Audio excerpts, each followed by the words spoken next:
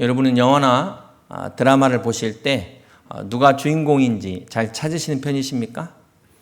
이 주인공을 그냥 척 보면 아는 경우가 있고요. 어떤 경우는 이 주인공이 이 사람 같기도 하고 또 저 사람 같기도 하고 잘 구분하기가 어려운 때도 있습니다. 자, 이 경우에는 몇 가지 원칙이 있죠. 주인공은 절대 죽지 않는다. 끝까지 살아남는 사람이 주인공입니다. 그런가 하면은 또 극 중에서 가장 많은 분량을 차지하는 사람이 주인공이라는 것을 알 수 있습니다. 그리고 또 한 가지는 출연료를 가장 많이 받는 사람이 주인공이다. 대략 이렇게 우리가 주인공을 알 수 있습니다. 때로는 그 설렁탕보다도 그 집의 깍두기가 더 맛있어서 그 집을 찾는 것처럼 꼭 주인공이 아니더라도 아주 멋진 그런 2인자들도 있습니다. 깍두기 같은 명품 조연도 있다는 것입니다.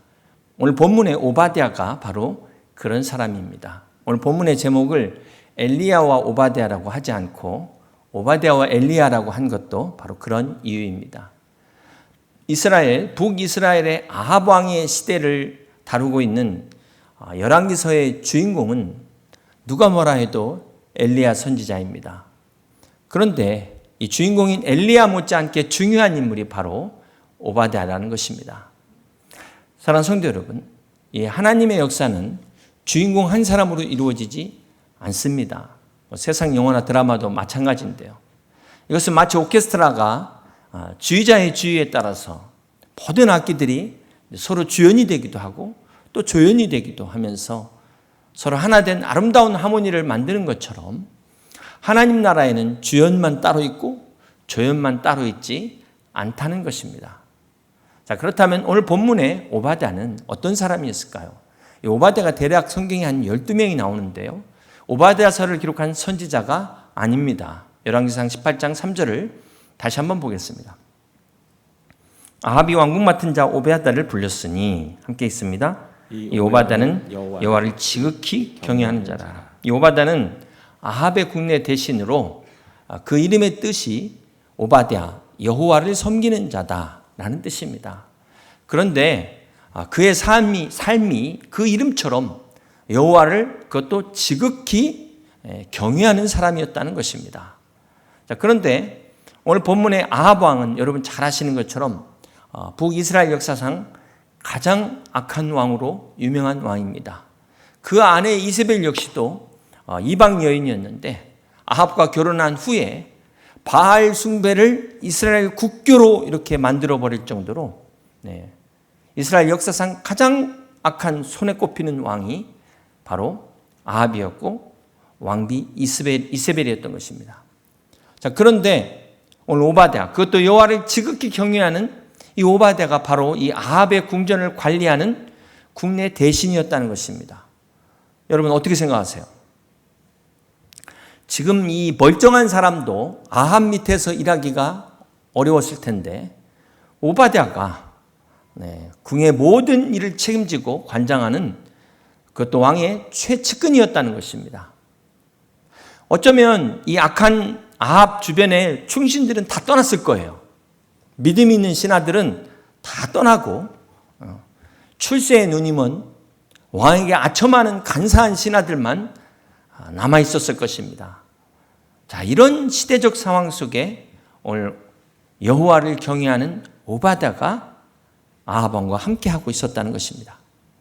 우리 열왕기상 18장 2절을 보시면 이 오바댜가 엘리야에게 하는 말인데요. 마지막에 뭐라고 말하냐면 거기 당신의 종은 어려서부터 여호와를 경외하는 자라라고 이야기합니다. 자, 이것을 통해 오바댜는 어릴 때부터 하나님을 경외하는 신앙의 가정에서 태어났다는 것을 알 수가 있습니다. 그 신앙 교육을 잘 받은 사람인데 어쩌다가 이렇게 지독한 우상 숭배자인 아합 왕의 그것도 그 궁을 관리하는 직책을 맡게 된 것입니다. 어떤 사람들은 이것을 보면서 하나님을 경외하는 사람이라면 엘리야처럼 이 악한 왕하고 맞서 싸워야지. 어떻게 우상 숭배를 일삼는 이 아합 왕의 그것도 측근이 될 수 있냐? 이렇게 비난할지도 모르겠습니다. 아마 이 오바댜 주변에서 이런 변절자, 배신자, 기회주의자 아마 별의별 소리 다 들었을 것 같습니다. 하지만 누구보다도 가장 괴로운 사람은 이 오바댜 자신이었을 것입니다. 왜냐하면 성경에 그는 하나님을 지극히 경외하는 사람이었기 때문에 그가 아합 왕과 이세벨 가장 가까이 옆에서 직접 봤을 거 아닙니까? 하나님을 부인하고 우상 숭배하는 걸 볼 때 왕이 저러고 있으니 이 나라가 어떻게 되겠느냐. 아마 막 속이 뒤집어졌을 거예요. 이게 막 한두 번 뒤집어졌겠습니까? 사표 쓰려고 마음먹은 게 한두 번이 아니고 사직서를 아마 가슴에 품고 다니지 않았을까. 사랑하는 성도 여러분, 오늘 오바댜는 이 세상에 살면서 하나님을 경외하는 신실한 그리스도인의 이 고민을 대변하고 있다는 것입니다. 혹시 여러분 중에 내가 지금 이 일을 계속 해야 되는가? 내가 이 직장 계속 다녀야 되는가? 고민하는 분 계신다면 오늘 이 오바댜를 통해서 어떻게 하는 것이 우리가 하나님의 뜻인지를 함께 같이 생각해보는 그런 은혜의 시간이 되기를 소망합니다. 지금도 그렇지만 옛날에는 이 기근이나 홍수 같은 자연재해가 일어나면 누굴 탓하죠? 임금을 탓합니다. 왕이 부도덕해서 백성이 고생한다. 이 아합도 마찬가지예요. 이 아합도 민심이 흉흉하다 보니까 이게 얼마나 위기감이 되었으면 자신이 직접 나서는데요. 우리 본문 5절과 6절을 함께 같이 교독합니다. 아합이 오바댜에게 이르되 이 땅의 모든 물 근원과 모든 내로 가자. 혹시 꼴을 얻으리라. 그리하면 말과 노새를 살리리니 짐승을 다 잃지 않게 되리라 하고 두 사람이 두루 다닐 땅을 나누어 아합은 홀로 이 길로 가고 오베냐는 홀로 저 길로 가니라. 지금 아합 왕이 3년 반의 기근 동안에 물이 씨가 말라버리지 않았습니까? 그래서 이 물의 근원을 찾는 이 중대한 일을 자기가 나서서 하게 됩니다. 근데 이 중대한 일을 지금 누구와 하고 있어요? 오바댜 한 사람을 데리고 간 걸 볼 때, 이 오바댜가 얼마나 참 신뢰받는 사람이었나. 자, 이것만 봐도 우리가 알 수 있습니다. 하나님을 경외하는 사람이 악한 아합 왕의 신임을 얻고 있다. 자, 이것이 오늘 말씀의 포인트예요. 사랑하는 성도 여러분, 이 오바댜가 얼마나 성실했으면 악한 왕도 그걸 인정한 겁니다. 자, 이것이 오늘 우리 그리스도인들이 이 악한 시대에서 어떻게 살아야 될 것이냐. 오늘 이 오바댜의 모습을 통해서 우리가 생각해 봐야 된다는 것입니다. 많은 그리스도인들이 이 악한 세상에 살면서 이런 어차피 이런 거 그냥 대충 하지 이렇게 살아서는 안 된다는 것이죠. 또 오히려 그리스도인들이 세상에게 인정받으려고 세상 왕에게 인정받으려고 어떻게 합니까? 하나님을 등져요. 그러다 하나님께 버림받습니다. 그런데 지금 오바댜는 하나님을 경외하면서도 악한 왕에게도 인정을 받고 있다는 사실입니다. 오늘 이것이 무엇을 의미할까요? 사랑하는 성도 여러분, 오늘 오바댜는 우리 그리스도인들이 세상에서 빛과 소금으로 사는 것이 무엇인가를 보여주고 있다는 것입니다. 어떻게 사는 것이 이 세상에서 빛과 소금의 사명을 감당하는 것인가를 보여주고 있습니다. 하나님 앞에서 충성스러운 사람은, 하나님 앞에서 신실한 사람은 세상에서도 인정받는 사람이라는 것입니다. 세상에 영향력을 끼치게 된다는 거예요. 아니, 세상 사람들이 의지하는 사람이 된다는 것입니다. 오늘 우리가 이 오바댜를 통해서 그가 한 일을 좀 구체적으로 살펴보기를 원합니다. 우리 열왕기상 18장 4절인데요. 이세벨이 여호와의 선지자들을 멸할 때 오바댜 선지자가 100명을 가지고 50명씩 굴에 숨기고 떡과 물을 먹였더라. 참, 이 아합 왕도 악한데 이세벨이 얼마나 악한 정말 희대의 악녀였으면 여호와의 선지자를 막 수청한 거예요. 대대적으로. 이 간이 배 밖으로 나와도 유분수지. 이 서슬퍼런 칼날에 수많은 선지자들의 목숨이 지금 추풍낙엽으로 날아갈 지금 그런 위협받는 상황이라는 것입니다. 자, 그런데 이때 선지자 100명의 목숨을 구한 사람이 누구냐면 바로 오바댜였습니다. 오바댜가 선지자 100명을 동굴에다가 피신시켰는데요. 50명씩 두 부류로 나눠서 피신시켰다는 것입니다. 자, 이것은 계란을 한 바구니에 담지 말라 이런 말이 있잖아요. 이걸 경제 용어로 말하면 해지라고 해가지고 위험 분산이라고 말합니다. 투자할 때 절대 한 군데다 투자하지 말라고 하시잖아요. 이 몰살 당할 경우에 들키면 다 죽는 거 아닙니까? 그걸 대비해서 분산시킨 거예요. 그리고 이 100명의 선지자들이 안전할 때까지 먹을 것, 떡과 물을 공급했다는 것입니다. 자, 이 당시 3년 6개월 동안 이스라엘 전체 기근이 들어가지고 먹을 게 없는 상황이에요. 이 오바댜가 고위직이 아니었으면 이 당시 100명의 선지자를 숨긴다는 게 결코 쉬운 일이 아니고, 숨겼어도 이 당시 전체에 지금 기근이 들었는데 100명의 먹을 거를 된다는 게 이게 아무나 할 수 있는 일이 아니었다는 것입니다. 오바댜니까 할 수 있었다는 거예요. 영화 쉰들러 리스트의 원조가 이 오바댜 리스트라고 성경에서 나온 걸 아셔야 돼요. 이게 지금 얼마나 위험한 일입니까? 이거 들키면 당장 자기 목이 날아가는 거예요. 단칼에 날아가는 겁니다. 그런데 오바댜는 자기가 모시고 있는 왕을 속인 거예요. 왕 입장에서는 불법을 행한 겁니다. 그럼 어떻게 생각하세요? 세상 법에 의하면 오바댜는 자기를 신임하는 왕을 속이고 불법을 행한 것입니다. 그러나 오바댜는 지금 누구의 법을 따랐어요? 세상 법을 따른 것이 아니라 하나님의 법을 따른 것입니다. 어떤 분들은 이 교회에도 자꾸 세상 법을 가지고 세상 법으로 이야기하시는데요.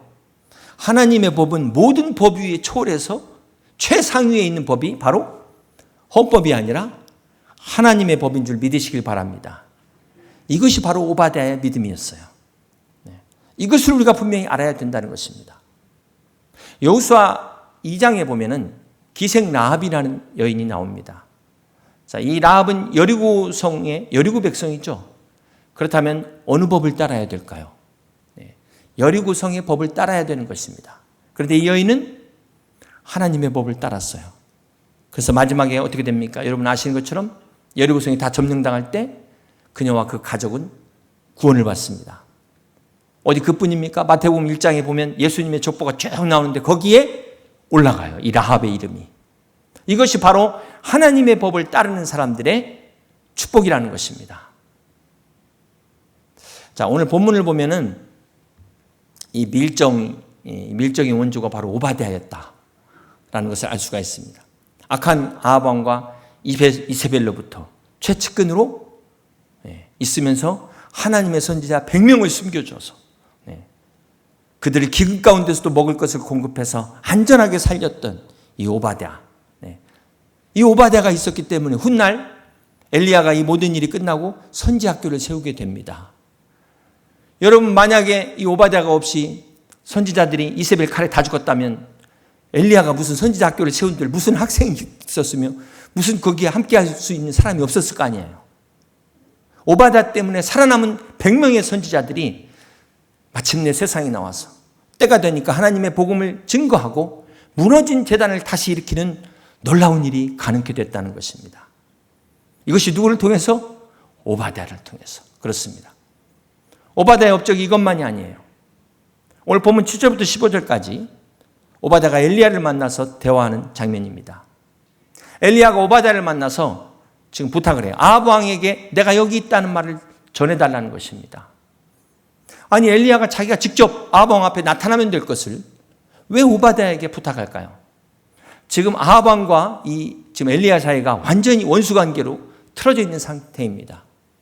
자, 그렇기 때문에 자칫 엘리야가 아합 왕에게 붙잡히면은 모든 일을 그르칠 수 있기 때문에 자, 이 오바댜를 통해서 아합 왕과 중재를 서달라는 것입니다.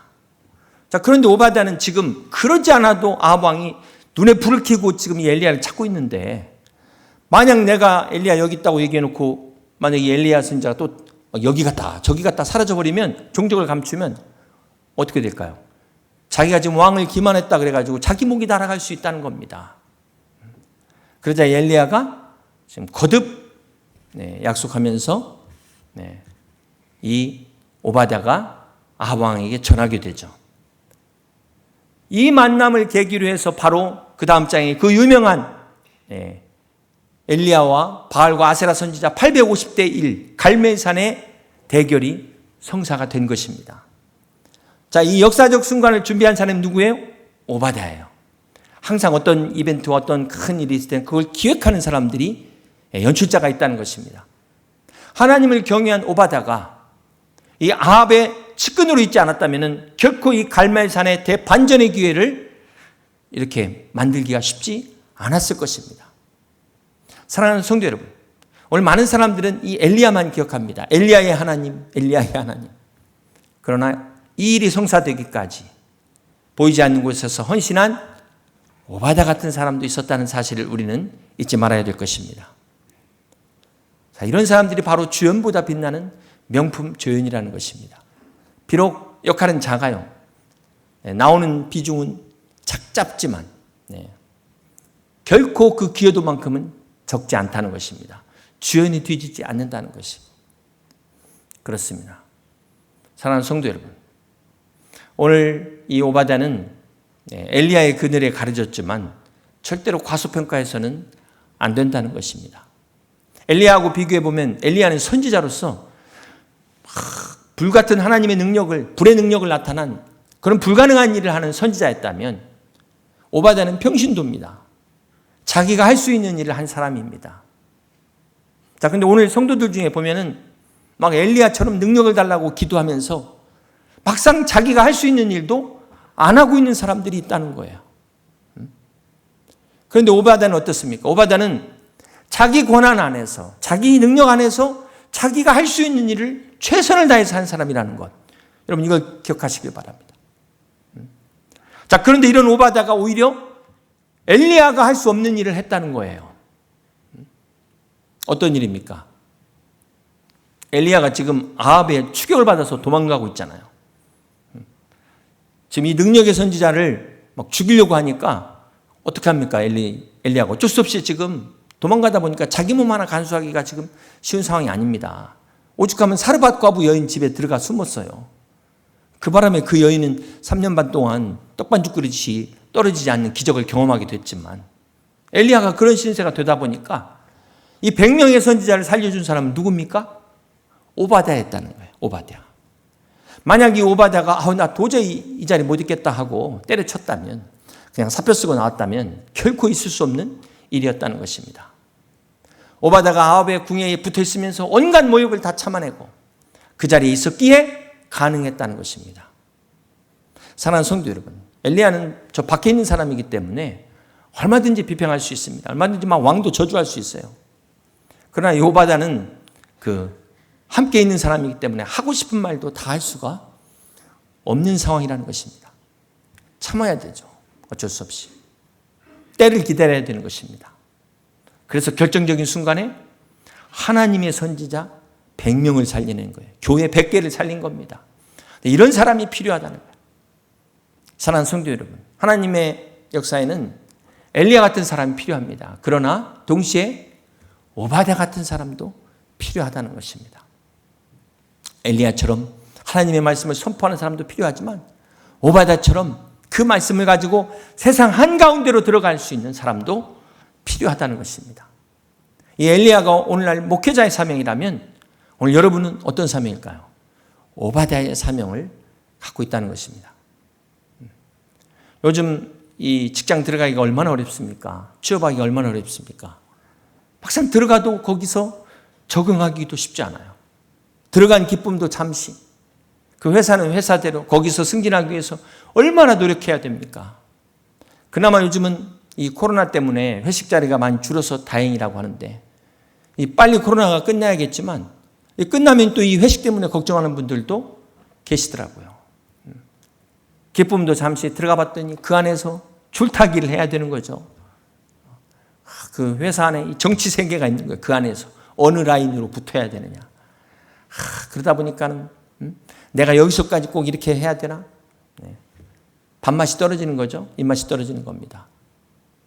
게다가 믿지 않는 상사를 보니까 이 아합왕같이 보이는 거예요. 이세벨처럼 보이는 거예요. 때려치고 싶은 마음이 들 때가 한두 번이 아닐 것입니다. 사랑하는 성도 여러분, 오늘 우리가 그런 세상 속에서 오바다가 우리에게 주는 교훈이 무엇입니까? 내가 비록 지금 당장 큰 일은 하지 못해도 그 자리에 지금 붙어있는 것, 이 자체가 주님의 뜻일 수 있다는 것입니다. 내가 정말 이 자리 지키기 위해서 정말 내 자존심 상하고 나보다 나이가 적은 상사 앞에서 내가 안 입고 더럽고 치사한 일을 겪는다 할지라도 그 자리에서 생존하는 것이 하나님의 뜻일 수 있다는 사실을 명심해야 되는 것입니다. 참고 견디다 보면은 반드시 하나님이 쓰시는 날이 온다는 사실을 믿으시길 바랍니다. 모르드게가 에스더에게 네가 그 자리에 있는 것이 이때를 위함이 아니겠냐라고 이야기했던 것처럼 오늘 하나님께서 저와 여러분을 그 자리에 세우신 것이 이때를 위함이라는, 이때를 위해서라는 이 하나님의 뜻을 깨닫는 여러분 되시길 주님의 이름으로 축복합니다. 자, 그렇다면 나의 이때는 언제일까요? 여러분의 때는 언제입니까? 오프라 윈프리가 자서전에서 이런 말을 했습니다. 남보다 더 가졌다는 것은 만족이 아니라 사명이다. 남보다 아픈 것이 있다면 고통이 아니라 사명이다. 남이 없는 부담이 있다면 그것은 강요가 아니라 사명이라는 말을 했습니다. 그렇습니다. 사랑하는 성도 여러분, 여러분이 지금 남보다 더 가진 것이 있다고 생각하면 바로 이때를 위함이라 해요. 여러분이 지금 남보다 아픈 고난과 고통 중에 있다면 바로 이때를 위함이라는 사실을 깨달으시길 바랍니다. 여러분에게 남이 없는 거룩한 부담감이 있다면 바로 이때를 위함이라는 사실을 아시기를 바랍니다. 이것이 오늘 우리 그리스도인들에게 있어서의 십자가의 삶입니다. 이 삶은 결코 고난이 아닌 거죠. 네, 축복이에요. 축복. 상급인 것을 깨달으시길 바랍니다. 사랑하는 성도 여러분, 오늘 말씀의 결론은 우리가 이 악하고 험한 세상에서 우리가 이렇게 저만이 아니라 목회자들만이 아니라 여러분도 부르심을 받은 평신도라는 사실을 잊지 마시길 바랍니다. 오바댜처럼 부르심을 받은 그 자리, 바로 그 자리가 하나님의 소명의 자리가 될 수 있다는 사실을 명심하시길 바랍니다. 사랑하는 성도 여러분, 오늘 우리가 혼자라고 생각하면 절망하고 낙심할 수밖에 없어요. 우울증에 빠질 수밖에 없습니다. 그러나 우리는 결코 혼자가 아니라는 사실을 잊지 마시길 바랍니다. 지난번에 그 모세에게도 하나님께서 70명의 동역자를 통해서 모세의 짐을 덜어준 것처럼 오늘 엘리야에게도 함께할 사람을 하나님께서 준비하셨습니다. 그게 바로 오바댜 같은 사람이라는 것입니다. 여러분, 결코 오바댜는 엑스트라가 아니에요. 하나님의 나라에 엑스트라는 없습니다. 정말 이 시대에 필요한 사람, 바로 침례 요한과 같이 그는 흥하고 나는 쇠하여야 하리라. 주의 길을 예비하는 자. 정말 이러한 사람을 주님은 찾으십니다. 근데 세상은 반대죠. 세상은 어떻게든 내가 주인공이 되기 위해서, 내가 주연 되기 위해서, 주님이 흥해야 되는데 내가 흥하다 보니까 거꾸로 주님이 쇠하게 되는, 교회가 쇠하게 되는, 이거는 개인적으로 불행뿐만 아니라 교회도 불행이 되는 것입니다. 사랑하는 성도 여러분, 오늘 우리가 회복해야 됩니다. 무엇을 회복해야 될까요? 이 오바댜와 같은 신앙, 오바댜의 부르심의 사명을 회복해야 되는 것입니다. 여러분도 이 시대에 내 삶의 일터로, 내 가정으로 보냄받은 선교사라는 사실을 잊지 마시길 바랍니다. 오늘 내가 속한 이 공동체, 우리 교회, 또 우리 양무리 안에서 하나님 나라가 회복되도록 여러분의 미셔널 라이프가 회복되시길 주님의 이름으로 축복합니다. 인디언의 시의 한 구절로 오늘 설교를 마무리하려고 하는데요. 내 뒤에서 걷지 말라. 나는 지도자가 되고 싶지 않으니까. 내 앞에서 걷지 말라. 나는 추종자가 되고 싶지 않으니까. 내 옆에서 걸으라. 우리가 하나 될 수 있도록. 그렇습니다. 사랑하는 성도 여러분, 우리가 더 이상 남의 인생의 조연으로 살지 마시고 하나님 나라의 주연으로서 주님과 함께 그 어떤 부르심의 사명도 기꺼이 감당하며 순종하는 오바댜와 같은 선한 영향력을 끼치는 그리스도인으로서 빛과 소금의 사명을 감당하는 우리 여의도 침례교회 모든 성도들이 다 되시기를 우리 주님의 이름으로 축복합니다.